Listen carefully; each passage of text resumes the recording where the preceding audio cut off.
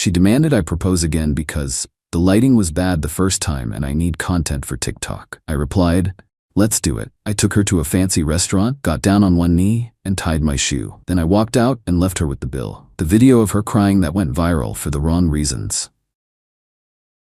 I am a landscape architect. I design spaces that are meant to be experienced, not just photographed. I value authenticity. I value the quiet moments. I've been with Amber, 29F, for 3 years. When we met, she was a normal person.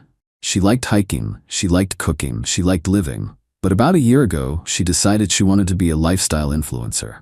It started small, posting pictures of her coffee, her outfits, but then it consumed her. Every date became a photo shoot. Every meal was cold by the time we ate it because she had to get the perfect angle. I tolerated it because I loved who she used to be, and I kept hoping that person would come back once the follower count plateaued. I was wrong. The more followers she got, the less present she became. Last month, I proposed. I didn't do it for the gram. I did it for us. We were hiking in our favorite state park. We reached a beautiful overlook at sunset. It was just us. No crowds, no ring lights, just the wind and the golden light.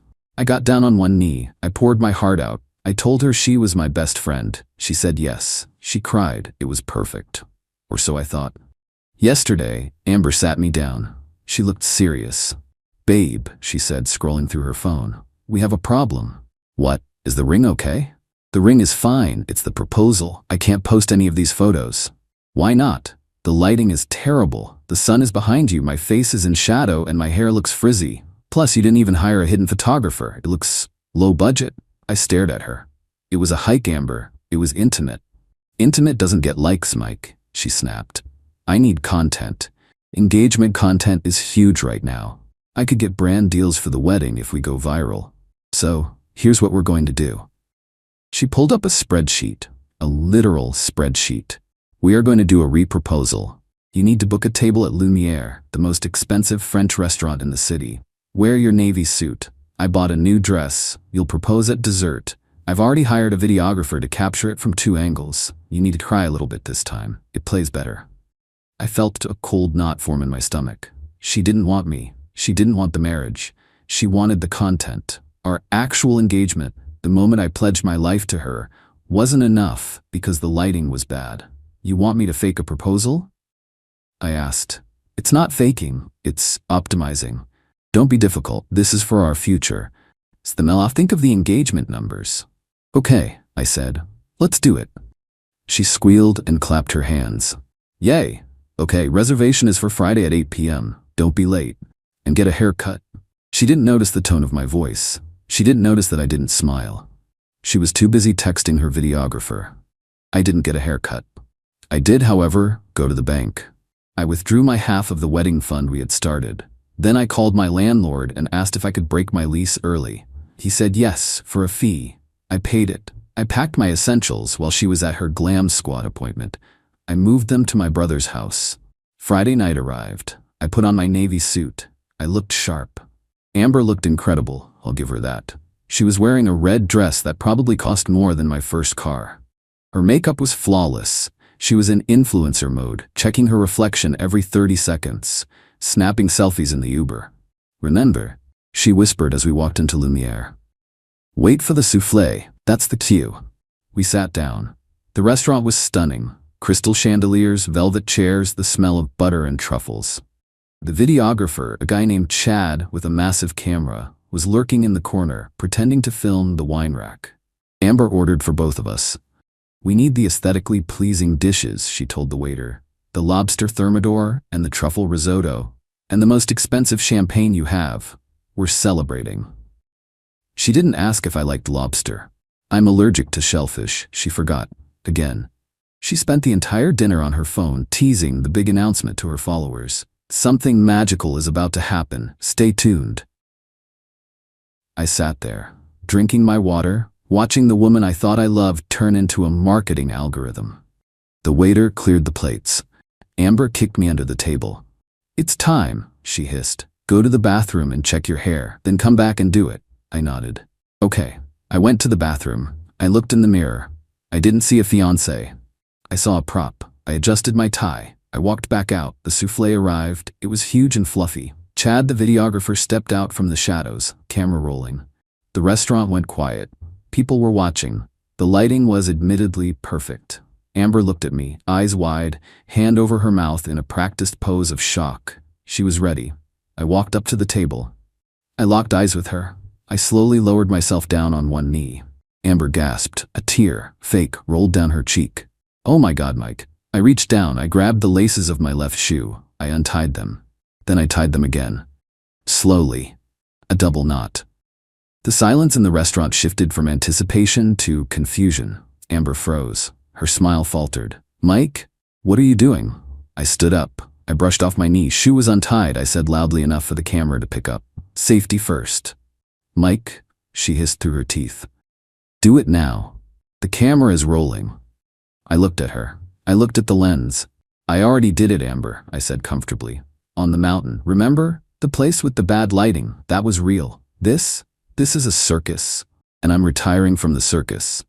"What are you talking about?" she screeched, breaking character. "Propose. You're ruining the aesthetic." "I'm not proposing," I said. "I'm breaking up with you. You don't want a husband. You want a co-star. And I quit." "You can't do this," she yelled. "Everyone is watching." "I know," I said. "Great content, right? Viral gold." I turned to the waiter. "I won't be paying for this meal." She ordered it. She ate it. She can pay for it. Then I walked out. I didn't run. I walked. I walked straight to the valet, got my truck, and drove away. Behind me, I could hear the commotion. I turned off my phone for the night. I went to my brother's house, ordered a pepperoni pizza, which isn't aesthetic but tastes amazing, and played video games until 2 a.m. Update 1: the viral moment. I woke up the next morning to chaos. My brother burst into the room. "Dude, you're famous." He handed me his phone. Someone at the restaurant, not Chad, but a random diner, had filmed the whole thing on their phone. The video was everywhere. Twitter, TikTok, Reddit. Title: Guy dumps influencer mid-proposal after she demanded a redo for content. The comments were brutal. Did she really say ruining the aesthetic while he was dumping her? He tied his shoe, the absolute legend. She ordered lobster for a guy with a shellfish allergy. She belongs to the streets. Someone found my old posts mentioning the allergy. Then I saw Amber's version. She posted a tearful video from her car. Mascara running. "He humiliated me. He planned this. He's a narcissist. He left me with a $600 bill." She thought this would garner sympathy. She forgot one thing. The internet detects entitlement like a shark detects blood. Her comments were flaming her. "You made him re-propose because the lighting was bad? You played yourself. He dodged a bullet. You dodged a bill? Oh wait, you didn't." Update 2. Amber tried to come home that morning. She couldn't get in. I had surrendered the keys to the landlord yesterday. She called me from the driveway. "Mike, my key isn't working. And where is the couch?" I answered. "I moved out, Amber. The lease is broken. You have 48 hours to get your stuff before the landlord changes the locks for the next tenant. I suggest you hurry." "You can't do this. I have nowhere to go." "Go to Lumiere," I suggested. "Maybe they'll let you wash dishes to pay off that $600 tab." "I had to put it on my credit card," she wailed. "I'm maxed out. Content costs money," I said. "Welcome to the production budget." I hung up. Update 3. This is my favorite part. Chad, the videographer she hired, contacted me. He sent me a DM on Instagram. "Hey man, sorry about the drama. She refused to pay me because the video was ruined. I have the raw footage. It's cinema. If you want it, it's yours for $50. I just want to buy beer." I Venmo'd him $100. He sent me the file. It was glorious. High definition, 2 angles, crystal clear audio of her saying, "Do it now. The camera is rolling," and me saying, "I'm retiring from the circus." I didn't post it. I'm not that petty. Okay, I lied. I sent it to her mother. Amber's mom, Susan, is a traditional woman. She hates social media. She hates influencing. I sent the video with a text. "Thought you should know why the engagement is off." Amber was more concerned with TikTok than the marriage. "I'm sorry, Susan. I tried." Susan responded, "Oh, for heaven's sake, I am so sorry, Mike. She is grounded. I don't care that she's 29. She is coming home, and she is getting a real job." Final update. 3 months later, I'm living in a new apartment. It has great lighting, but I don't post about it. I'm dating a girl named Jessica. She's a librarian. She has 40 followers on Instagram and hasn't posted since 2019. We went hiking last week. We saw a deer. Did you get a picture? I asked. No, she smiled. I just watched it. It was beautiful. I think I'm gonna marry her. Amber lost about 50K followers after the shoe tie video went viral.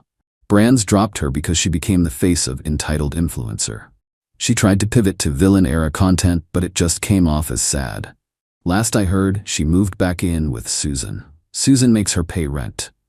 Susan also banned phones at the dinner table. Amber is currently working as a hostess at a chain restaurant. She has to wear a uniform. It is not aesthetic. I still have the hiking boots I wore that day. Every time I tie them, I smile. Best knot I ever tied. TLDR. Fiancé demanded a re-proposal for TikTok because the lighting was bad the first time. I took her to a fancy dinner, tied my shoe instead of proposing, and walked out on the bill.